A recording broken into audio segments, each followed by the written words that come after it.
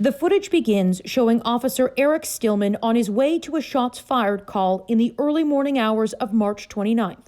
He stops the vehicle after he and his partner see two people in an alley.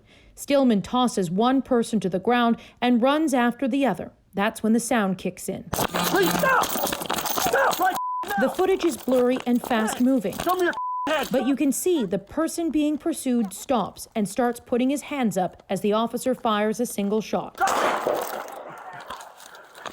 Shots fired, get an ambulance up here now. Despite CPR attempts, 13-year-old Adam Toledo would not survive. The 7th grade student is being remembered as a funny kid who loved telling jokes and building things with Lego. No parent should ever have a video broadcast widely of their child's last moments.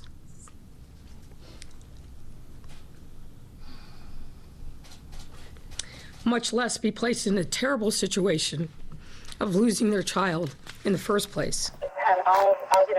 A lawyer for Officer Stillman says Toledo had a gun, and police say a weapon was recovered at the scene. But the Toledo family lawyer says whatever was in the teenager's hand was dropped before the officer fired a shot. Adam, during his last second of life, did not have a gun in his hand. Businesses in Chicago are being boarded up as the city braces for protests, like the demonstrations seen this week in Minnesota after police fatally shot Dante Wright.